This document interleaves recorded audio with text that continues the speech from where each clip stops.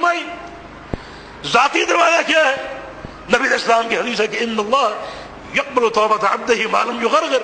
اللہ تعالیٰ اپنے بندے کی توبہ اس وقت تک قبول کر لیتا ہے جب تک بندے کی جان اس کے حلق میں نہ پھنس جائے. یہ ہر بندے کی ذات کے ساتھ جب تک وہ زندہ ہے اور اس کی موت کا وقت نہیں آ گیا, موت کا پیام نہیں آ گیا, اس وقت تک اس کی توبہ قابل قبول. اجتماعی دروازہ کیا ہے؟ نبی علیہ السلام کا فرمان ہے کہ ایک دروازہ ہے مغرب میں, جہاں سورج ڈوبتا ہے.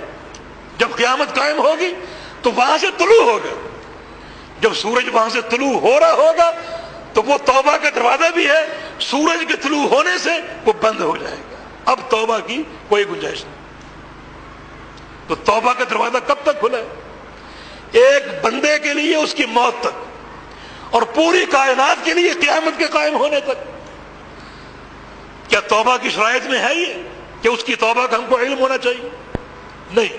توبہ ایک سری معاملہ بندے اور اس کے پروردگار کے مابین.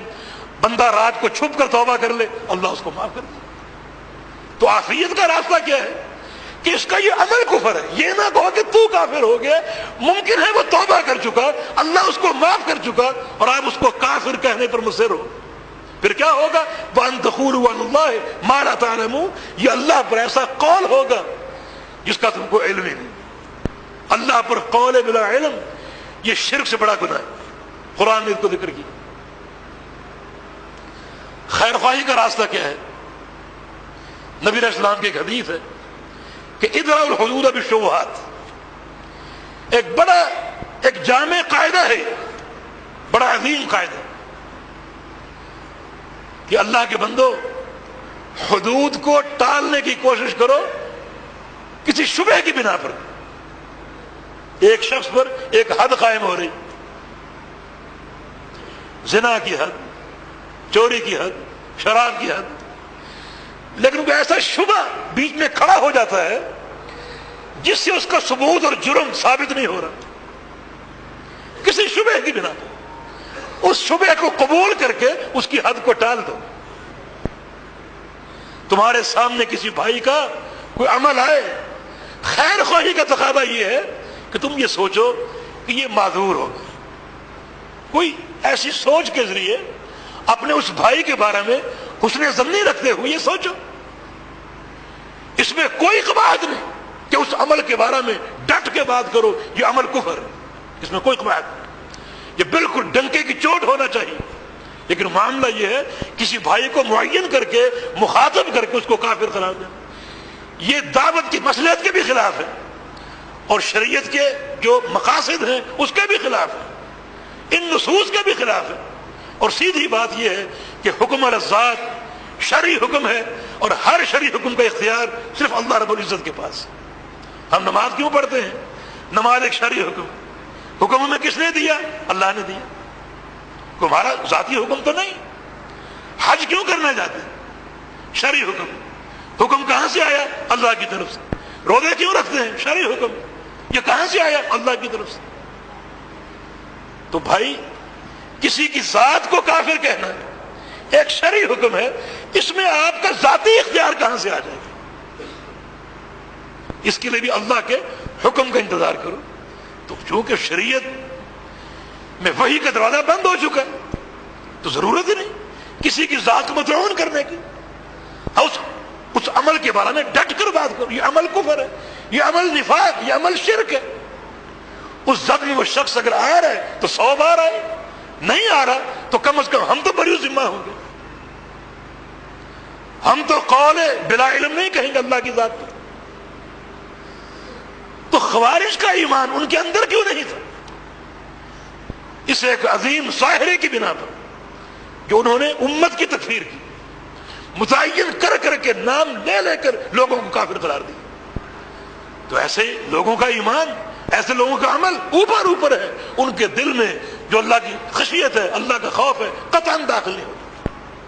ان کو عمل کی توفیق نہیں ملتی. عمل اگر کرتے ہیں تو اوپر ہوتا ہے, اس کا اندر سے, انسان کے دل سے اور خشیت الہی سے کوئی تعلق نہیں ہوتا.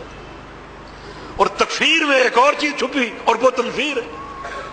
جب ایک شخص کو آپ کافر کہیں گے تو اس کا معنی کیا ہے؟ اس شخص کے تعلق سے آپ معاشرے میں نفرت کے بیج بو رہے ہیں، اور یہ تو پیغمبر علیہ السلام کے فرامین کے قطعاً خلاف ہے۔ نبی علیہ السلام نے فرمایا تھا بشروا ولا تنفروا، لوگوں میں خوشیاں بانٹو، نفرتیں نہیں، یسروا ولا تعسروا، آسانیاں پیدا کرو، مشکلات نہیں۔ یعنی دین کی روح ہی اس بات پر قائم ہے۔ اور کچھ لوگ ذرا کسی کا عمل دیکھا اور اس کی تشہیر شروع کر دی، کوئی حجت قائم نہیں کی۔ حجت اگر قائم نہیں کرے تو کیسے قائم ہو سکتا؟ حجت کی اقامت بھی اللہ کے علم میں، تو ایسی باتیں کیوں کی جائیں جو ہمارے دائرہ علم سے باہر ہیں، ہمارے دائرہ علم سے خارج ہیں؟ ایسی باتیں کیوں کی جائیں؟ وہ باتیں کی جائیں جن کا شریعت نے ہم کو اختیار دیا۔ کتاب و سنت نے جب بھی حکم لگایا عمل پر لگایا، کسی کی ذات پر نہیں۔ ذات پر عمومی ہے، متعین انسان پر نہیں۔ یہ چیز خوارج میں ان کی تکفیر، ان کی تنفیر، اور پیغمبر علیہ السلام نے اس قدر سخت احکام ان کے بارے میں ذکر کیا، ان کو جہنم کا کتا قرار دیا۔ فرمایا کہ یہ بہترین جو ان کا قاتل ہے، سب سے بہترین قاتل، اور اگر یہ قتل ہو گئے تو اس زمین پر، آسمان کے نیچے، یہ سب سے بدترین مقتول ہو۔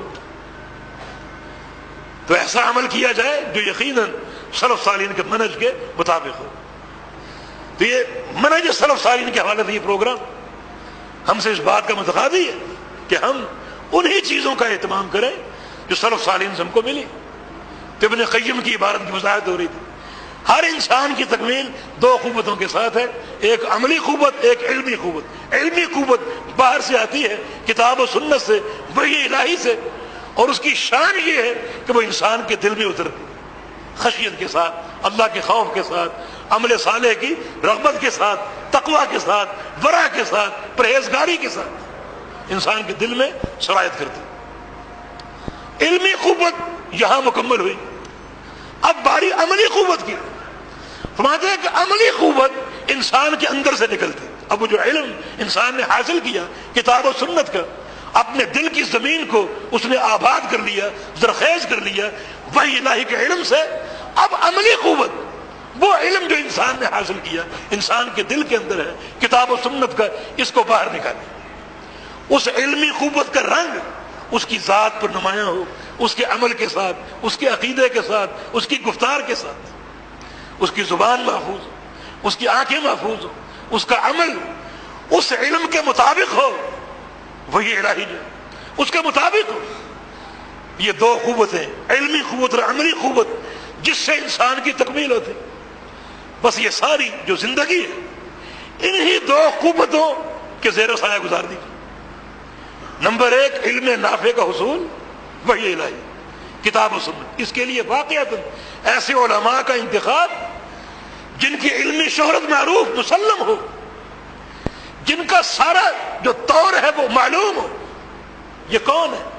اس نے کہاں پڑھا؟ اس کے کون مشائخ ہیں؟ اسے اس مسلک پر فائد کرنے والا کون ہے؟